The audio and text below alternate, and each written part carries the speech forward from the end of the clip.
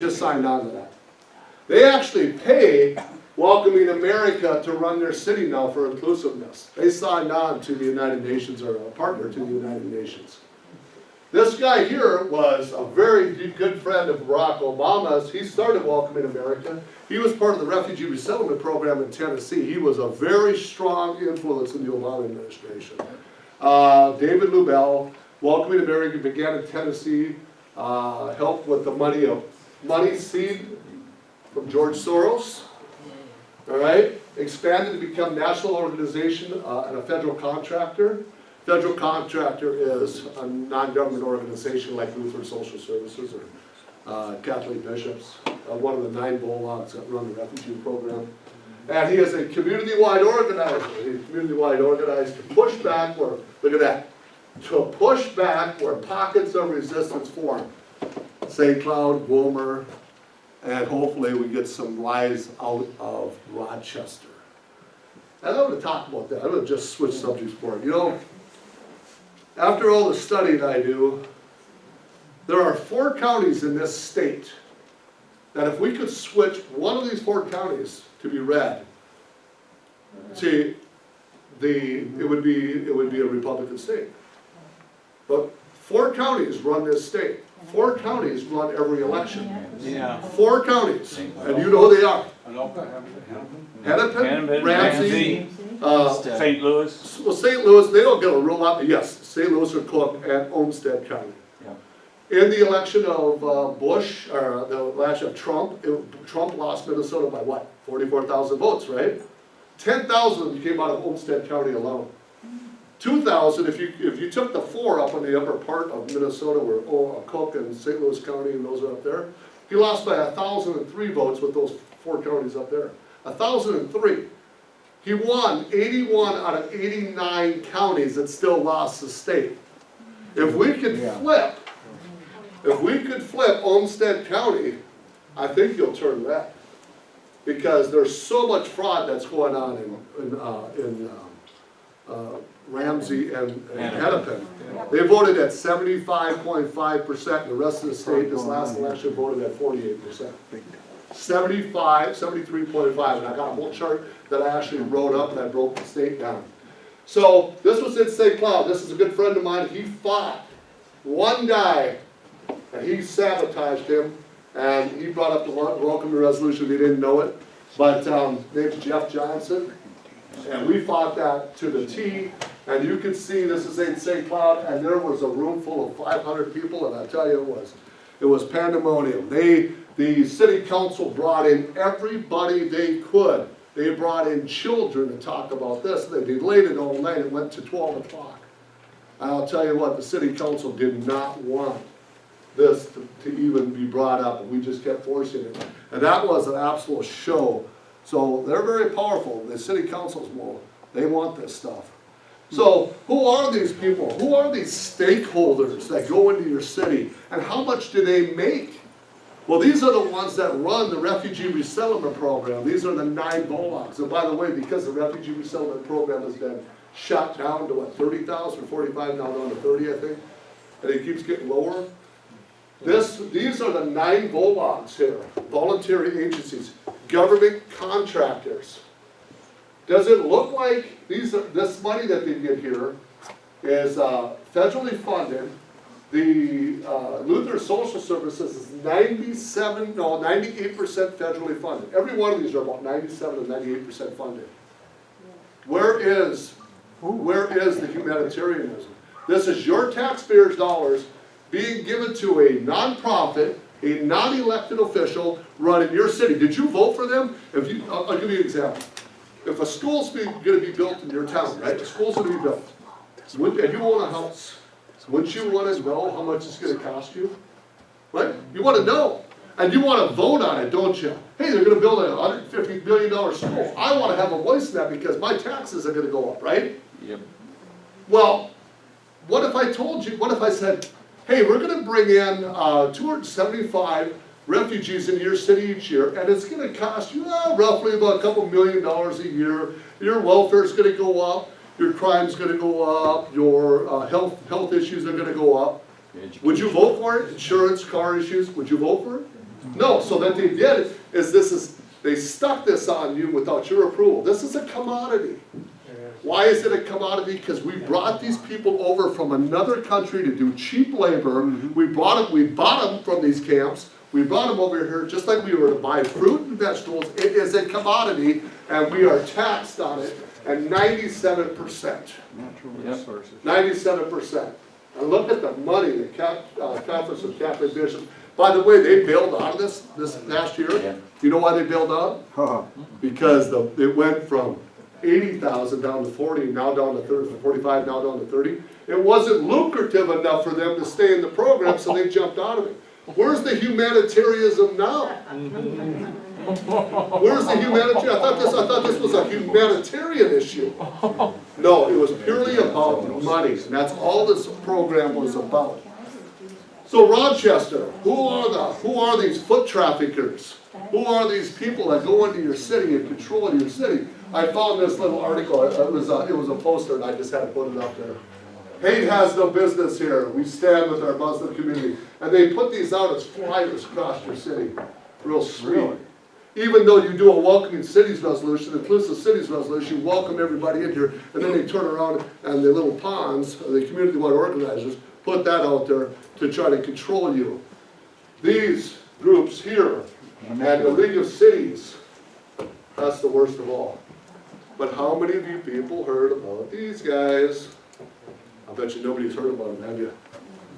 Anybody? Come on, somebody in here tell me about it. Well, you're gonna love this. We gotta take her. No, does it say compassionate? Compassionate Rochchester. Compassionate And Rochchester. it's called Charter Compassionate. I'll read about it because I usually try to read about whatever. Oh, you're gonna have to go deep in this one. I'm retired. This is good. Well, I'm gonna teach you tonight. I came here tonight because this one here really stuck in my craw. Of anything I talk about tonight, this one here really, really got me. Ron, microaggressions, is that something like language, like words we might use? Yep, and I'm gonna get into that when you get into the hate speech part. Yes, that's exactly right. Hate speech. Yep. Okay, Charter Compassionate is the actual name of this group. Okay, Charter Compassionate is at the United Nations level. They work with the United Nations. They created this utopia of Unitarianism, a one world church. And they took all the churches together and they said, okay, we're going to have all these churches together and we're going to have the same ideology, the same thought, we're going to be on the same page. We have 7 points that we have to cover. One of them is compassionate. That's number one, because every religion has one goal: compassion for another man or woman. We also have, every religion says that they have the golden rule, and every religion says love thy neighbor, right? And they have these love thy neighbor, compassion, the golden rule. There's 7 of them. Except one. And this is called Charter Compassion. But you guys haven't heard about this, so have you? No. But isn't it interesting that, and this comes out of the United Nations, the Charter of Compassion has adopted 17 development goals. Where did you see the 17 goals at? Agenda 21. Agenda 21. So we know that the Charter of Compassion is part of the Agenda 21. There's the proof. But why do I bring that to Rochchester? Well, look who's this guy? Look who retired. Oh, is he sweet? I love the guy. I called him last week and I said, hey, Brady's in, right? I called him up and left a message. I said, hey, Mr. Brady, he didn't call me. I says, I'm going to be in Rochchester next week, and I got to tell you, what the hell did you just sign? Did you know that you signed a United Nations Charter? He never returned my phone call because he knew exactly what he did. He signed on to a United Nations sustainability goal on compassion. And remember, this is Unitarianism. This is combining all the religions together to have a one world religion. Because it says that you can be a Catholic or a Lutheran, but if you read the doctrine of this Compassion Charter, written by Armstrong, I think it's Karen Armstrong, she wrote this worldwide, and they have to take your Bible or take the Quran, they have to take all violence out of it, and they have to only focus only on what is written under compassion. So they turned this into a one world religion. This is what this is. So they're slowly taking your community And now it's a one world order, a one world religion, and this city signed on. The first city, by the way, congratulations, Rochester is the first city that signed on the Charter of Compassion in Minnesota. And it's going to be pushed across the state. You wait and see. This is going to be pushed across. Unitarianism. And they are well on board. If you want to learn about the 70 diverse communities in 50 countries and how 18 countries signed on to this, written by 18 men and women from multiple countries, and 6 faith traditions, transcends religion, ideology, and national differences, goes on and on. Why would a mayor sign on to something that's so anti-Christ spirit? Because you have to disavow most of for verse of Quran, but you have to disavow many parts of the Bible too, because it cannot have anything to do with any violence. It's about purely compassion, loving your brothers and sisters, love thy neighbor as yourself, the golden rule. So instead of having the 10 commandments now, they narrowed it down to 7. And many of your churches in Rochester signed on to the Unitarianism, an anti-Christ spirit.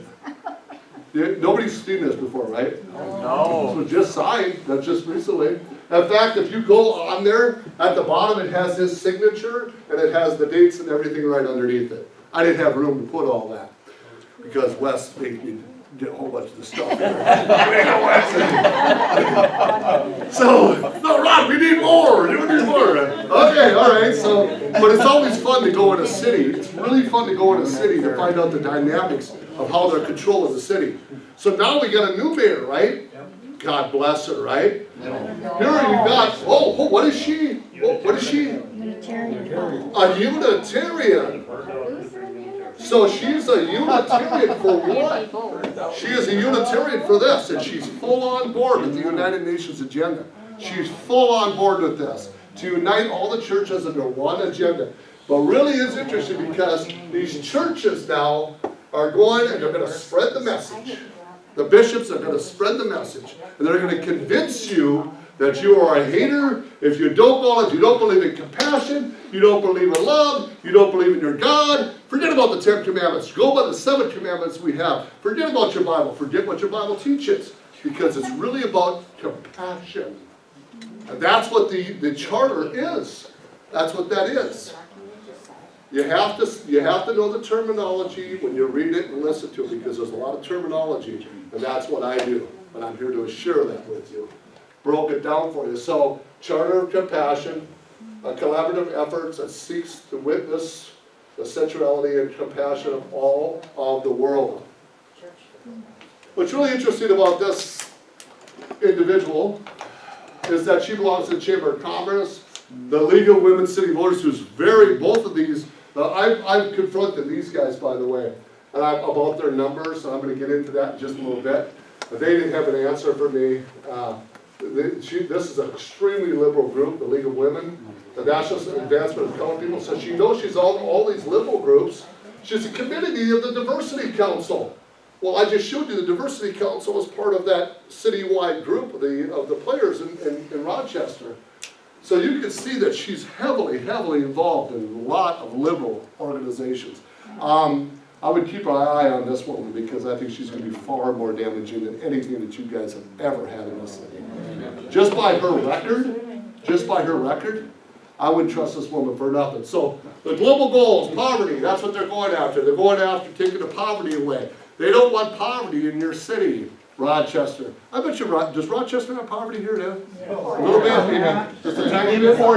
We bring it in. Just, I don't know, I got an idea. Let's find out. Okay, so we'll just go through this. So the Refugee Resettlement Program is an $870 million, it costs the welfare program. $870 million welfare for foreign refugees who are resettled across the United States. $870 million. A new study by the Federation of American Immigration reveals annually foreign refugees are being given $867 million in welfare benefits. Taxpayers pay for every year about, listen to this, taxpayers pay every year, are billed $1.8 billion for full cost of resettling foreign refugees. So each year, it's $1.8 billion to resettle those 45 or 85 refugees, or 70,000 refugees. Yeah. So, $1.8 billion, but over the cost of the time, American taxpayers will have spent about $8.8 billion to resettle the refugees by the time they start to when they finish. This is a large money. It costs $2.5 billion a year the United Nations spends to keep them overseas in a camp for 4 million people.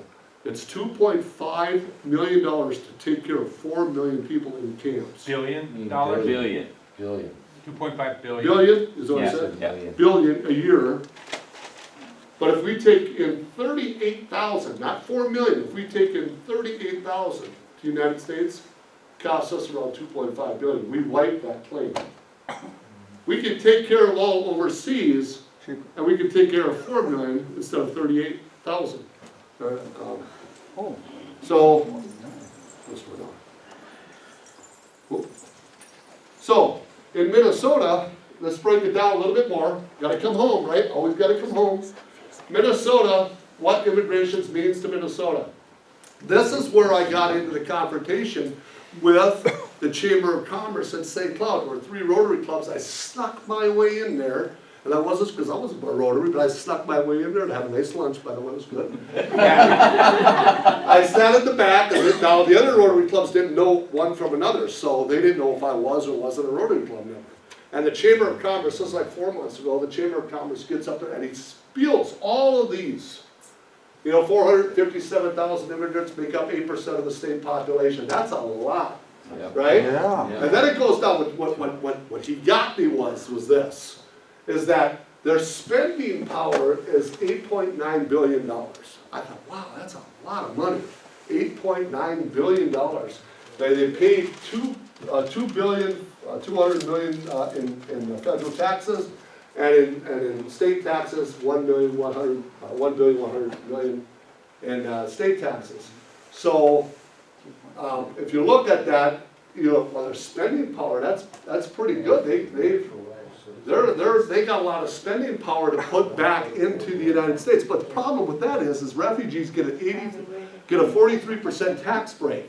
So if a refugee and his wife make $40,000 a year, they get a 43% tax break, which puts them below the poverty level, which means they don't have to pay any taxes.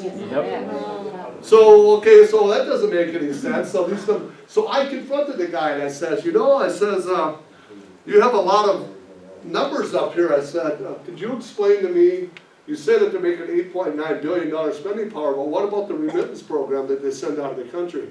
I said they made a record this year of $28 billion to Mexico that we sent out of the United States to Mexico in the remittance program. Our money leaving Mexico that's supposed to take care of our roads, our highways, our police department, that was supposed to be spent here in the state, they sent that out to Mexico. They just set a record, $28 billion. I said there's $62 billion that go over to South America. Worldwide, it's $514 billion of remittance that leaves industrialized countries to developing countries. And he says, what's your name? He says, can I have your card? I'll research that. Yeah. I don't have that stat. So they'll tell you this, but they told you all the positives, right? Yep. But they will never, ever tell you the negatives. Sir, that is built upon, go back one Oh, place. yep. That is built upon arithmetic. That is not the actual return. Because if indeed they brought in the 8.9, then they would have paid, had they paid, taxes, the 2.2 and the 1.1. Right. That is nothing but arithmetic. Exactly. But you figured it out, right? Oh, yeah, Yeah. 2 seconds. But that's what I did too. And I sat next to a bunch of businessmen in St. Cloud. They said, I don't get how they're going to try to convince us that we should, because he was trying to convince us 3 months ago. He was trying to convince the biggest business leaders in St. Cloud to bring in more refugees and more illegal immigrants as possible because they are such a net asset on the state. And these businessmen, how is he going to convince us that? We're losing businesses here. So even they were a little bit perplexed on why the Chamber of Commerce was pushing this so That heavily. information you have there Does that ever get out to the public? I mean, we're here now tonight, but that doesn't get out to the public. Never. So today, I guess just to say this, today on Hannity, the guy called in, during these last elections, there was a guy that went out and he's cheating inside these election places. He taped all these, in these different states where the Republicans won again, and there were, all these campaign people had him on tape, saying bad things about, well, just gonna vote this way and then that way, and played that, and today, he said he's getting his army back together. See, what struck me funny is when you talked about being at the League of City Voters and that woman and the Muslims up there doing that, that needs to be taped. And that needs to come back. And that needs to be- We're really kicking ourselves for that. Well, Why no, didn't we tape that? But this gentleman today, in his group, he said they're gonna fight back now, and he's gonna start going around the country and get his army together, so they start infiltrating all these places like this, and taping it and bringing this information back, so the public can see it. And they said, well, you think you'll get infiltrated? He said, well, we've got a good system. So when I see this today, it really plays into what you're doing here tonight, is because And don't ever be afraid to go to these events. I go to all the interfaith dialogues. I go everything I can possibly. When I walk, they go. So they all got to shut their mouths and play. They usually don't. They'll just spill it out. They don't care. Yeah, keep going to infiltrate these things. They're actually kind of fun. So. That last slide there, immigrants are essential to cheap labor. Where do you see that? I mean, that's what I think. Oh, no, that's 100%. You look at, again, remember I told you in the beginning that all I did was focus on Austin, Minnesota. That was my main gamut. I was obsessed. I used to sit till 4 in the morning in Cathedral City, California, till 4 in the morning. People told me about this. I was like, oh my God. I called people up the next day and said, do you have any idea about this Blandon Foundation? Do you have any idea about this welcoming cities and welcoming centers and all these different things that the Hormel Foundation created, all these different levels? And they go, no, we didn't know any of that. And then we started figuring out that we're all being sent to schools. Did you know they're being sent to schools in Minnesota? At the Sugar Lake Lodge up in Grand Rapids, Minnesota. They go to these retreats. The mayor of Long Prairie went to a retreat 6 times, and he multiculturalized the whole city. The whole city's up for dope now. Yeah. But he says that, he said, if it wasn't for the teaching of the Blandon Foundation, I never would have done what I did. And Austin is partnered with Blandon, along with the Mayo. They've all partnered together, and they actually have schools that train these people. What's the definition of an immigrant? Well, anybody that, anybody that's, well, here, that's a good question. So an immigrant could be an H-1 visa, it could be an immigrant that crosses, not just illegal. Because I'm glad you brought that up, because in Rochchester, a lot of the immigrants, they look at the numbers. A lot of the H-1 visas here are doctors and whatnot. So they have a lot of really strong, this city's a little bit different than any other city in Minnesota, because some of the immigrants that bring here are very high, very qualified doctors. So they actually elevate the program up. So it's a little bit different than the rest of the state than if you were working in Austin, Minnesota, if you were working in Wilmer, Minnesota, because this city brings in a lot, but they also bring underneath that a lot of 3rd grade education. And I'm going to show you a stat on that, because that was a good question, by the way. Yes, an immigrant could be anybody from a doctor all the way down. But I'm going to show you that in just a second. So in Minnesota, yeah, I'm going to show you both sides. So the illegal immigration in Minnesota, this is what it costs. Illegal aliens cost taxpayers $744 million. Annually, as you can see, the education, the healthcare, the justice and enforcement, park assistance, and government agencies. So this is what they're costing the state just by being here, $717 million. Just in illegal immigration, that's based off of 100,000 people, by the way. And I guarantee there's a lot more than that here in Minnesota. 457. Now, to get to this young man's question over here, you guys know what means testing is? Means testing means testing is welfare. It's a welfare. 79 different programs, and it costs $927 billion in spending. So a citizen or a refugee is entitled to means testing. That's all the programs, that's social welfare, food stamps, all that stuff. They're entitled to everybody as just they're a citizen, so it doesn't matter. Illegal immigrants are not entitled to the means testing, so they're separate from that unless they attach themselves on an anchored baby system under the 14th Amendment, and they attach themselves through, in my opinion, it's illegal, but they do. So let's take a look at a well-educated college graduate. This actually plays well, let's say, in Rochester, because you do have a lot of H-1 visas, doctors and whatnot. They receive, well-educated people receive less in means testing because they don't use the police departments very much or the fire departments, and they just don't use a lot of the workings of the government. They just do their job, go to work, and they make higher incomes. But they also pay in taxes of $54,000 a year, about an average. So, but if you take what they take out and they use to have police departments ride through your driveways and your roads and highways or whatever, they receive about $24,000, $25,000 in taxes. So they're actually a surplus onto the United States of $29,250. So well-educated people, and we're seeing a lot of that in Rochester because of the hospital here, because they actually offset it very well in Rochester.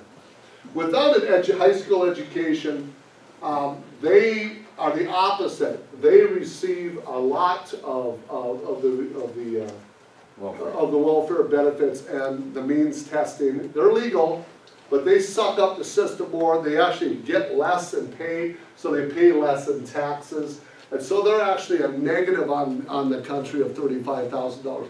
So you've got one here of $35,000 negative and $54,000 plus. So one's offsetting the other. But when you get, Per person thing? huh? Is that a per person? Yeah, thing? yeah. Household. Yeah, no, the person thing. Or household, it's been a while. Center of Immigration Studies. 4,000 to 6,000, that's too high to be an individual, that's a household. Well, an individual only pays $10,000, $11,000 in taxes. That's that person, per person.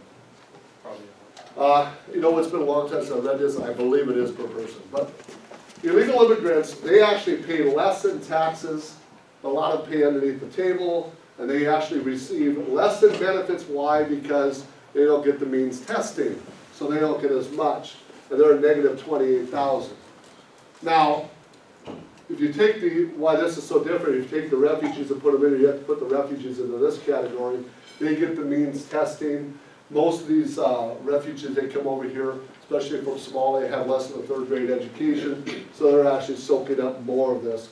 But if you look at the difference, whether it be household or individuals, you'll notice that's $28,000 negative on either by household, I believe it is individual, and you'll notice that there's a big difference in who's actually paying into the system and who's actually taking out. So is an immigrant actually benefit to us on a tax basis? No, because we're actually losing on both of these. And then out of that, they're taking remittance program and they're sending that home out of the country. So the money that they are making, they're not putting it back into the county or the city or state again. They're actually sending it back home to their home country of Mexico at $28 billion or South America or wherever. But I thought this was kind of interesting here. Educational level, refugees by country. Percentage of arrivals in high school or more. I thought this is kind of interesting. Iraq and Ukraine, they have a real high percentage, very educated people that are being brought over to the United States. And then, but what's really, I don't like about this is that we're not really getting a lot of these, are we? We're getting some of these. Actually, we're getting a lot of Iraqis. None of these. The largest percentage we're getting here in Minnesota is the Iraqis and the Somalians. So we're getting, especially on secondary migration, we have the largest population of Somalis throughout the world outside of Somalia. So we are taking in people that have a very low educational level that's actually using more on our resources. And this is actually not a good stat for the community or the state of Minnesota. So, and then this doesn't include the secondary migration, or the secondary migration includes it. We are getting the fastest secondary migration of anybody in the country. So if you look at in past years, we've gotten them from Burma, Ethiopia, Iraq, and these were all at the bottom. And you're noticing it's about 28,000, that's first migration into Minnesota, that's only first migration. The secondary migration we won't know until 2020, but if you notice, after Trump's been in office, we take the Somalia population, just of this year alone, we've only had 48, and that was because they were still on the docket for last year, they were accepted. In the last 6 months, they're at 0. Liberia is at 0, Iraq is at 1. These were the two that we were getting the most. So as you can see, Olmsted County in 2017 had 176, and in 16 they had 60, and that is actually dropping more and more. So your refugees, the amount of you have settled here, other than secondary migration, your numbers are actually dropping here substantially in the last 2 years. Welfare rates amongst the Middle Eastern countries, you can see that the Middle Eastern countries, they're at 91% that's pretty high, wouldn't you agree?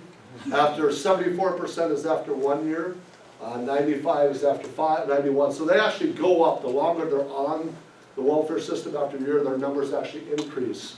They don't decrease, their numbers get worse.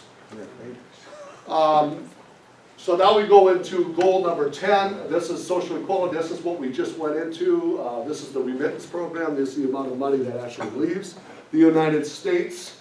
This is an older chart. Right now, you can see the money that's flowing out to these countries.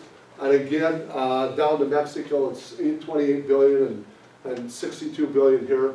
But you're seeing money leaving this country. So we're bringing in more and more immigrants, but they're actually taking the money out of the country and not leaving it here. And you can see what they were making in taxes, and what they put into the system was much less either. And that just made a record of $26 billion this past year into Mexico. And then goal number 3 is the health. Now the health is kind of alarming to me in this area. I try to bring everything back to Rochester, I try to bring it that way, is the outbreak of 17 cases of multi-drug resistant tuberculosis in Minnesota. These are drugs that could not, are resistant to the tuberculosis cases. That's a lot. They're drug resistance. But let's bring this home just a little bit more. I had to make this chart. I just took a whole bunch of counties actually by alphabetic order, because Olmsted was last. And you can see all the zeros in here. And then we got Mower County and a few. But look at Olmsted County.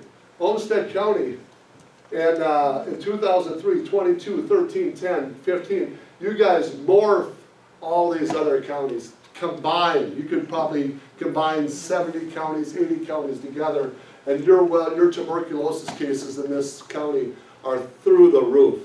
Probably the state, they're the second or third highest in the state, and you're at statewide is at 2. Well, over the period 2,667, but most of those are in Minneapolis, St. Paul, because you got Hennepin has 1,122.